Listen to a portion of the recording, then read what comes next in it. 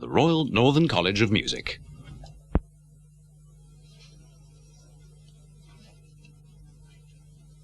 Isn't this wonderful? 2 whole weeks with no one to think of but ourselves. No trains to catch, no travelling.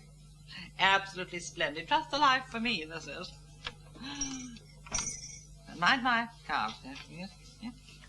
And what have you got planned for this evening, then? To be quite honest, I hadn't thought about it. And there's nothing on television. Just as well we haven't got one. Do you think we might get one? They make them in colour now, you know. Oh, dear me, no, I don't think so. So vulgar. I mean, it's so nice to have nothing to do, nowhere to go, nobody to talk to, just nothing to do. Hilda, you're not getting restless, are you? Me? Restless? Me? Oh, silly dear. You know I enjoy the peace and quiet very much, you know I do. And so do I. It's just that I'm aware that you're occasionally prone to be seized by a hankering for a bit of excitement. Excitement? Oh, that's funny coming from you. You don't know what excitement is, Yvette. Now, I do. I've been around, I've lived, I've seen it all. I've seen parts of it. You can't call a day in Whitley Bay exciting.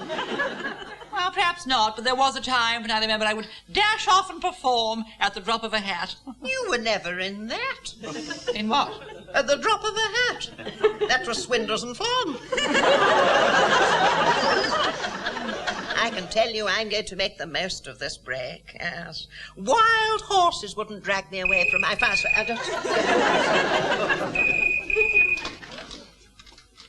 Stecton 295. Yes. Oh, just a minute. Yes, would you just remember? Yes. Evadne, dear, it's the operator. She says she's got the BBC on the line. Will we accept a transfer charge call? I don't see why not. Yes, put them on, would you? Hello? This is Dame Hilda Rackett speaking. Yes. Oh, they say I sound like her. Yes.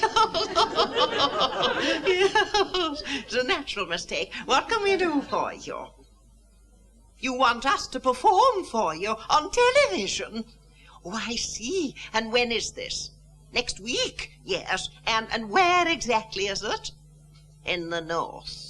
Yes. The Royal Northern College of Music. Oh, will she be there? The family are there. They won't. It was just a wild thought, yes. Windsor. Well, very nice. Well, no, I'll have to speak to my secretary and have a look at the diary because we're rather busy and I just to check it out. You hold the line? Thank you so much.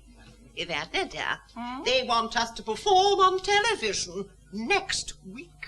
Hilda, we are supposed to be on holiday. The answer to that question is definitely, absolutely, and irrevocably no. It'll be all right, yes. Yes, we can do that one night for you. Yes, thank you so much. Oh, I'll ask her, yes. I'm sure she won't mind if I ask her nicely. I know how to do it, you see. Thank you so much. Goodbye. Oh, isn't that exciting? Oh. Now, where are the railway timetables? We must look at the trains now. Hilda, we are supposed to be on holiday. We are on holiday there, and it's only one day next week. We perform, we come straight back. Oh, isn't it fun? Now, there's no panic. We don't have to rush or anything, but let's get organised now. Now, you think what? And what is it they want us to do exactly? Oh, now, wait for this. They want me to give a masterclass. A what? A masterclass, you know, a sort of public music lesson with an audience. Sounds very entertaining, yes. They want me to teach the young students everything I have learnt in a lifetime of music and opera. Well, that shouldn't take very long, at any rate. And where do I fit into this little charade? They're depending on you for the light relief, dear. So you'll be able to wear your false nose again, won't you? Now, come along, let's put your toys away.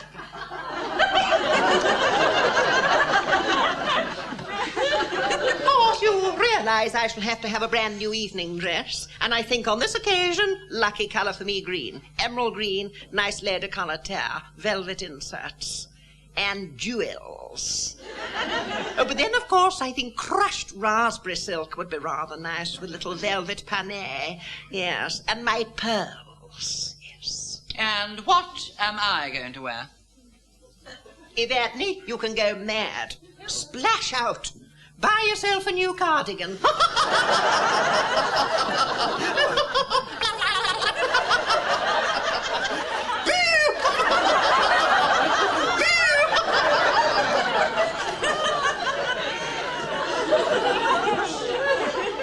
She should be locked up, really, I suppose.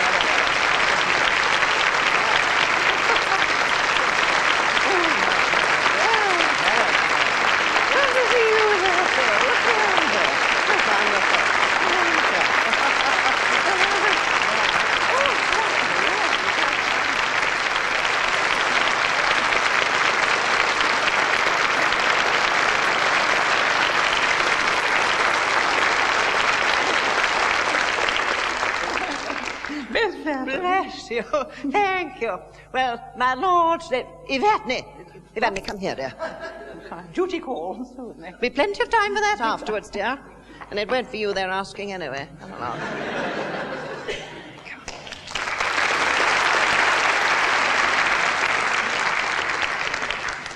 Your Royal Highness, my lords, ladies and Dame Janet. Sorry, that's next week, the WI. Yes. Ladies and gentlemen, students, thank you for that wonderful ovation. And may I say that it is a real thrill to be here tonight in this wonderful Royal Northern College of Music. It really is quite a magnificent building. I believe the architect designed car parks previously. But it really is the perfect setting for my masterclass. Now, oh, yeah. Masterclass. One mustn't forget the accompanist. Try as one might. However... Ladies and gentlemen, what Dame Hilda has neglected to tell you is that I have been specifically charged this evening by the BBC with intermingling among the instructional elements of tonight's exposition the occasional bon bouche. Something in a more light-hearted and jocular vein that, albeit transient and evanescent, will nevertheless help to assuage the vicissitudes of this our sublunary existence. She's the comic relief. Well, to the main point of our being here this evening, we are here to help you young students take your first faltering steps onto the concert platform. And I do sincerely hope that by the end of this evening's little recital together, you will benefit with one or two tips and wrinkles from ourselves. But without further ado, could we welcome, please, our first student onto the platform? Thank you.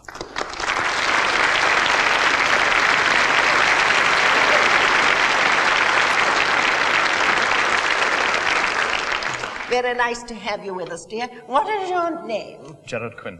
Gerard Quinn. Oh, it's a good stage name. It's your own. Yes. It's your own, yes, yes. And with a name like that, you don't have to tell me where you come from. Ireland. No, Scotland. Scotland. Oh. Well, I was close. Suppose your father must have travelled. Anyway. Now, I am told quite reliably that you have been studying for this evening one of Verdi's most beautiful pieces, Count de Luna's aria from Trovatore. No, dear, no. I meant to mention that to you. I had a little chat with Jerry during the 2 hours it took you to make up, and we decided, putting our heads together, that something light-hearted was the ideal thing for tonight. So we have settled on Schubert's charming Di Forelle, the trout.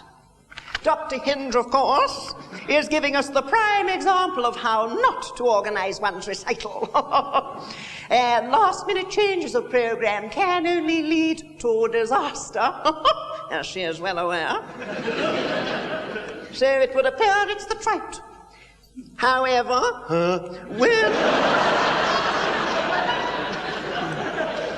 when one has as much to fall back on as I do, I can truly say that we will come out on top. So, my dear Gerard, it is the trout. We'll have 3 bars before D. I think that will suit nicely, won't it? 3 bars before D, dear. It is marked on your copy, isn't it? No, it isn't. Well, it's marked on mine. It's probably a soup stain. 3 lines down. Yeah. 2 inches in from the left-hand side. Oh! Yes, down there. No, gravy stain, my mistake. Right, so, bring you in very nicely, dear, all right, when you're ready.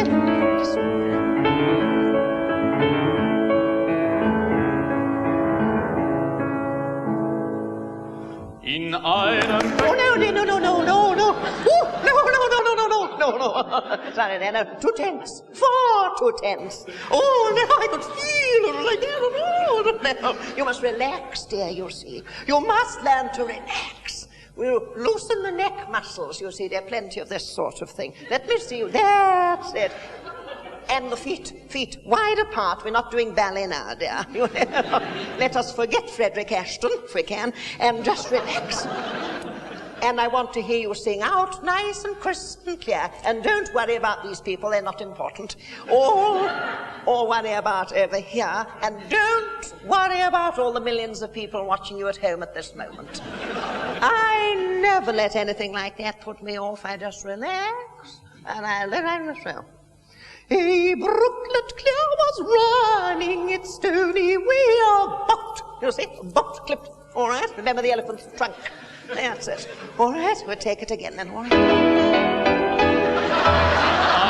Bächlein hell, da schoss im Fräulein, die launische Forelle vorüber wie ein Pfeil. Ich stand an dem Gestade und sah in süßer Ruh des bunten Fischleins Bade im klaren Bächlein zu. Des bunten Fischleins Bade im klaren Bächlein zu.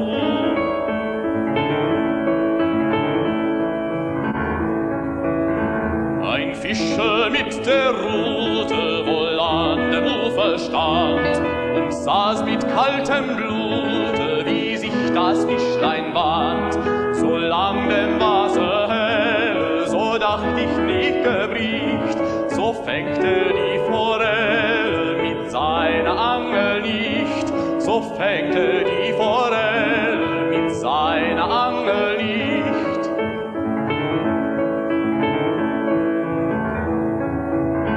Doch ähnlich war dem Diebe die Zeit zu lang. Macht das Bächlein tückisch trübe, und ich es gedacht, so trug seine Rute das Fischlein zabelt dran, und ich mit regem Blute sah die Betrogne an, und ich mit regem Blute sah die Betrogne an.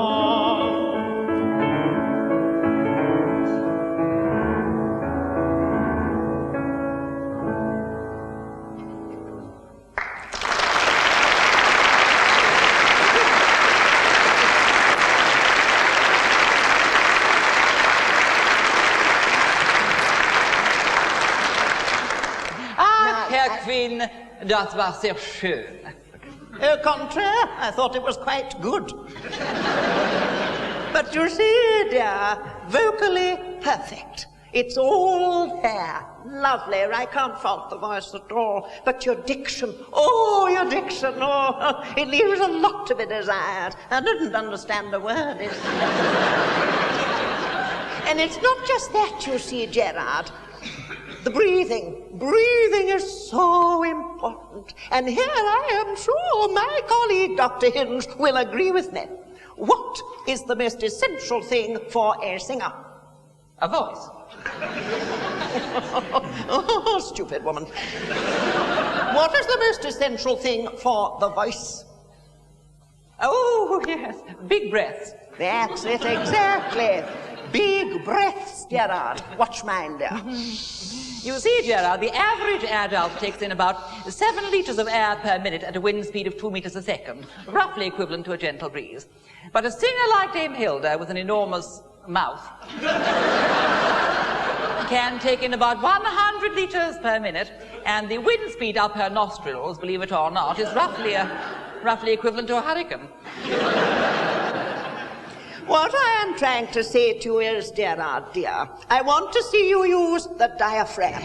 I want to see you breathe from here, dear, not from here. We want to control it. No, like that, you see. Let it come right out. Yes, you see, as my dear friend Eva Turner would say.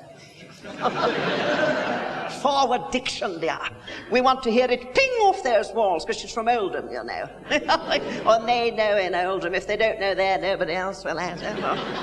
They made her a dame, too, you know. So play your cards right. You never know. You could be one yourself.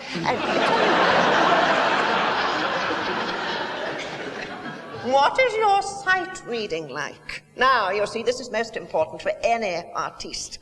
Sight reading. Go and fetch a stand here, bring it over, and there's one there, and I'll find you something, because you never know when you could have something thrown at you, you see. Have a look at that, all right? Have we got 2 or 3 copies of that? Oh, lovely. Well, I'll have a look as well, and we'll just test you on your sight, all right? Lovely. Right.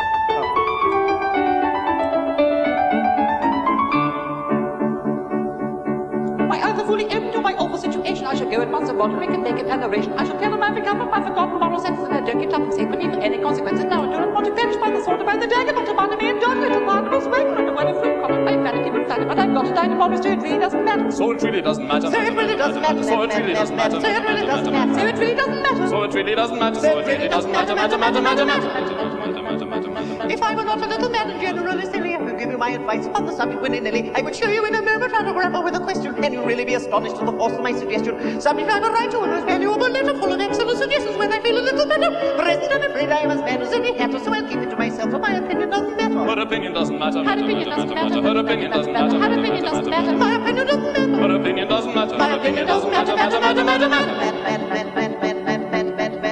If I had been so lucky as to have a steady brother who could talk to me as we are talking now to one another, who could give me good advice when he discovered I was erring, which is just the very favour which on you I am conferring, my existence would have made a rather interesting idyll, and I might have lived and died a very decent individual. This particularly rapid, unintelligible matter isn't generally heard, and if it is, it doesn't matter. If it is, it doesn't matter. If it is, it doesn't matter. If it is, it doesn't matter. If it is, it doesn't matter. This particularly rapid, unintelligible patter isn't generally heard, and if it is, it doesn't matter. This particularly rapid, unintelligible patter isn't generally heard, and if it is, it doesn't matter.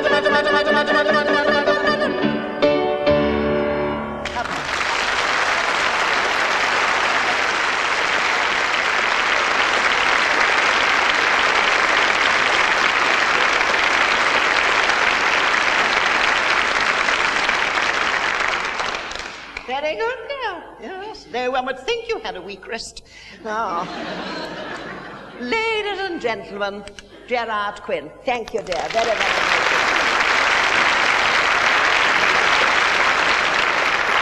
You've got a big talent there, Gerard. But you must learn to use your hands properly, dear. And you see, the correct use of hands is all important in putting across the story. I remember once dear Tito saying to me, Tito Gobbi, not President Tito, although I believe he was quite musical for a foreigner, but Tito once said to me, Hilda dear, use those hands of yours, but don't just use your hands, use the whole of that body of yours. And I've been doing it ever since. Indeed she has.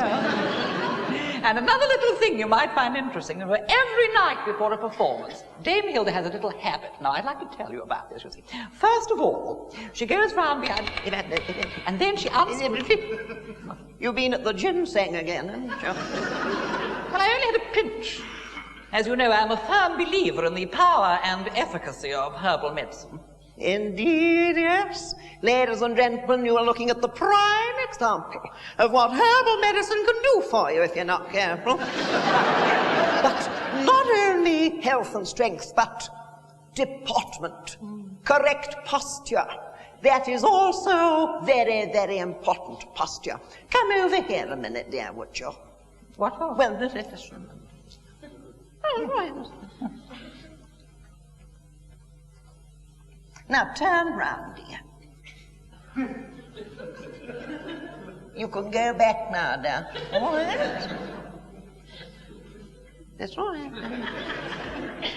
Now that is what, ladies and gentlemen, we are all trying to avoid. Because when I was a student myself, when 19 and a half, 20, I was taught all the rudiments of not just the voice but deportment and correct presentation. And of course I was lucky to be a student in Italy, where I studied with one of the finest exponents of the Italian opera school, Signor Bonavoce. That man was a miracle, my mentor. Italian to his fingertips. His father was from Barnsley, but all he knew everything. And he was such an expert that if he didn't know it, it wasn't worth knowing, you know. Renowned for his rhythm method. Oh, he was marvelous.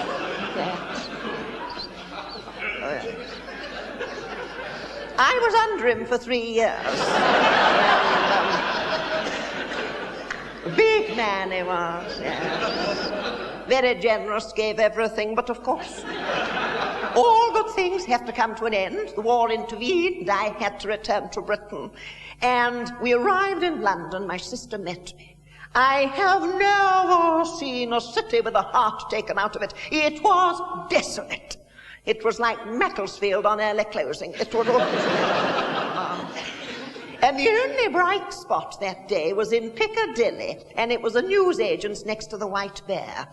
And this newsagent had everything in the window, you know, and there were cards like that, all down the window, people selling things, you see. One had to make ends meet, people had to get money, you see. And a large chest for sale. Alterations undertaken by hand. And I remember one in particular which stood out. And it was in big red letters, and it said, "If you have talent to offer, ring this number." So my sister said to me, "Go on, dear, you've nothing to lose." So I queued for the phone box. It was full of men at the time, you see. And I think one of them was using the phone. Anyway, I got in there, I rang the number, and the madam herself answered, and she said, "Come over." I was on that tube, straight to Notting Hill Gate. I was welcomed into the arms of the Rosa Charles Opera, and after 4 months I was offered quite a lot of small parts, you see. Oh, yes. And I took them, yes. Well, I took them because they lead to the bigger ones eventually. And by the end of the year, I had become leading lady with an enormous reputation. And that was just 4 months before Yvette Hinge joined the company. Well, it was plain Yvette Hinge she was then.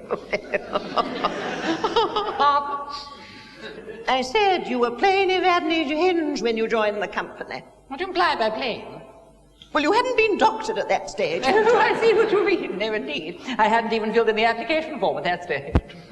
She'd had her ears pierced there. Yeah. 3 times. Once on purpose. But, lovely days, Happy weren't they? days. Happy times they were. But to come back to the present, ladies and gentlemen, at this juncture in the evening, I would like to introduce you to my pupil for this evening's masterclass. Oh, bless her. She means my next pupil. No, I mean my pupil. This young lady is a student of the pianoforte. Ladies and gentlemen, will you please welcome Miss Janet Mello.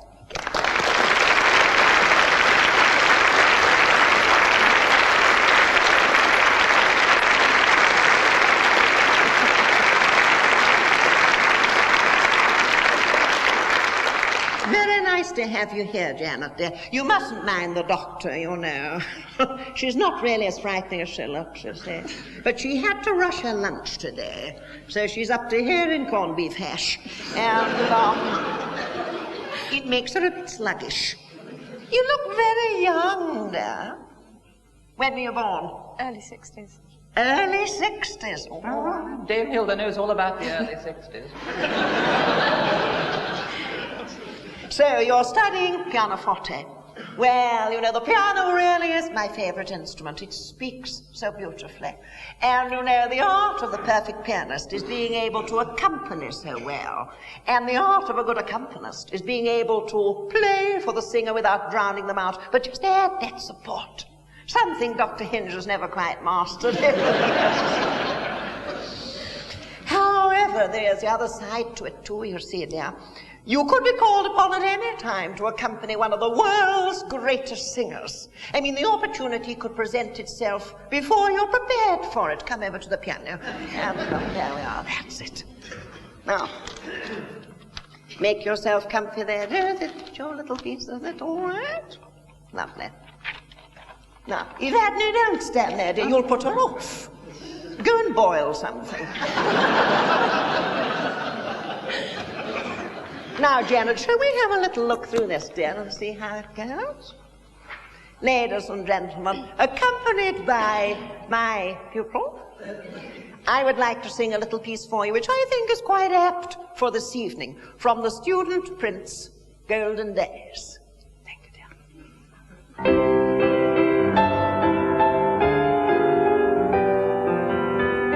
Down where the Neckar flows swiftly along, nestles a town that is famous in song. Laughing boys fleet through the streets so quaint. No one's a sinner, much less a saint. Twilight comes gleaming and moonlight shines long, painting with a silver old Heidelberg town. How the echoes are ringing with their song. Laughing they circle their glasses all night long. Golden days in the sunshine of our happy youth. Golden days, days of innocence and full of truth. In our hearts, we remember them all else above. Golden days, days of youth and love. How we laughed with a gaiety that had no sting, looking back through memory's haze. We will know life is nothing sweeter than its green time. Golden days when we're young, golden days. Golden days in the sunshine of our happy youth. Golden days, days of innocence and full of truth. In our hearts we remember all else above. Golden days, days of youth and love. How we laughed with a gaiety that had no sting, looking back through memory's haze. We will know life is nothing sweeter than its green time. Golden days when we're young, golden days.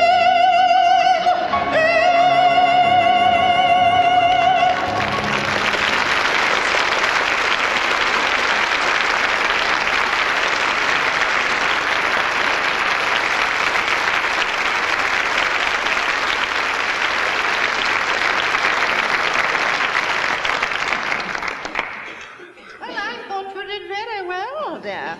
I don't know why they were laughing. No breeding, you see, that's what it is. Very good, Janet, dear. There were just a couple of small things. I did feel occasionally I was hearing rather too much of the voice and not quite enough piano.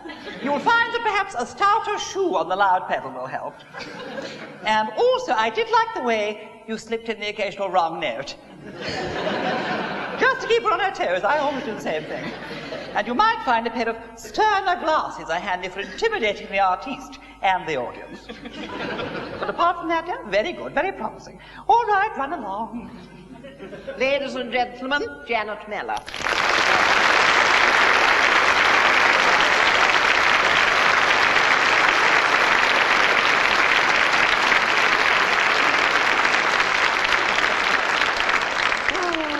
Bless you, dear. Very, very nice indeed. Thank you, Janet. Well, the doctor seemed to have quite a lot to say then, didn't she?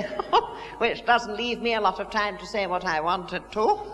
And so, as the clock appears to be, beating us, maybe we could have a brief question and answer moment. I'm sure there must be one or two youngsters here tonight who would like to ask me any questions. Anybody like to ask me a question? Anybody? Yes, you dear. Yes, what would you like to ask me? A question for Dr. Hinge, please. Oh, yes, yes. How easy was it to break into the field of conducting? Oh, well, for me it wasn't too difficult. I was very lucky, being young and gifted at the same time, you see. But I was fortunate enough to be offered a post with the Rosa Charles Opera Company, the post of assistant musical director. Wrong. What? I said wrong. You were offered the post of assistant to the assistant musical director, dear. Yes.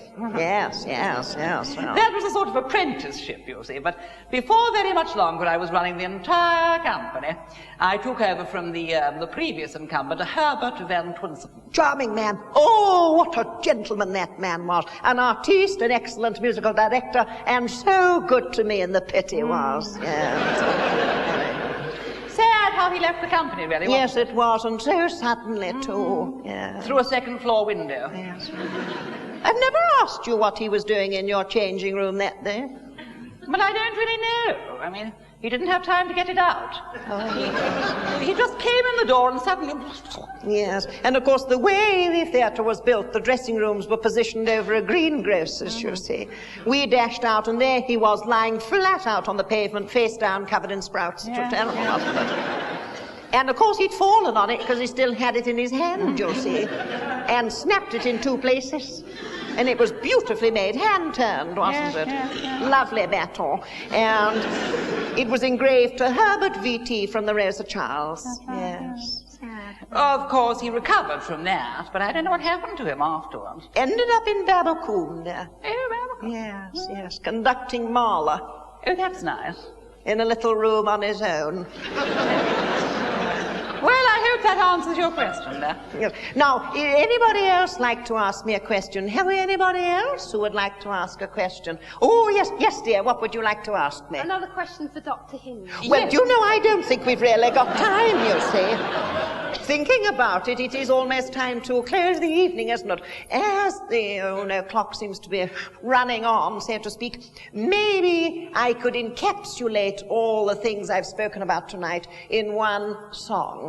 Would you be kind With pleasure, of... dear. Yes, lovely. Would you excuse me just a moment? Thank you. Ladies and gentlemen, Dame Hilda would now like to give you an example of the artiste in action. Here we will see her, the topics she has covered, working out makeup, costume, properties, movement, breathing, all that together. Very nice. In the lovely song, The Shardas, from Countess Maritza. Would you like me to put my thumb on it? No, it's all right. I got it written down in this book. No, it's all right. Yes, thanks. All right. Thank you very much. Thank you, dear. It's lovely. Thank you.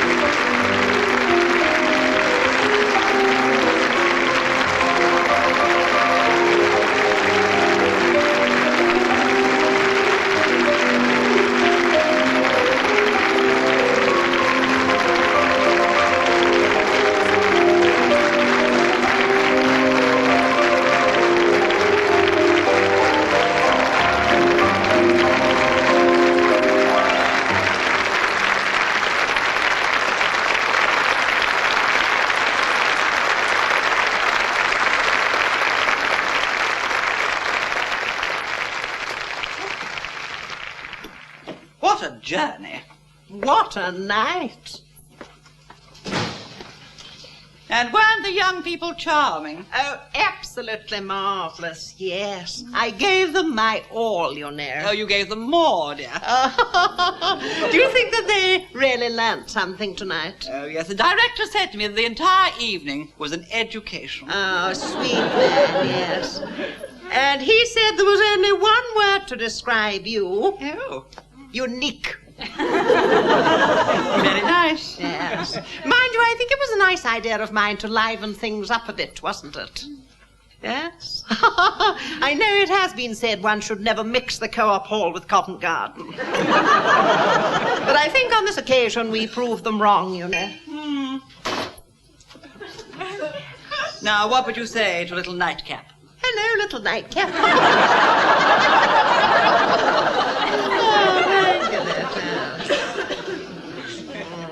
Yes, a most successful evening. Yes, isn't it? But Yes. nice to get back to the peace of one's own fireside. Lovely. I must say that you would never get me out again on a night like this. Do you know, if that phone was to ring now, I wouldn't answer it for £1 million. Hilda? Cheers.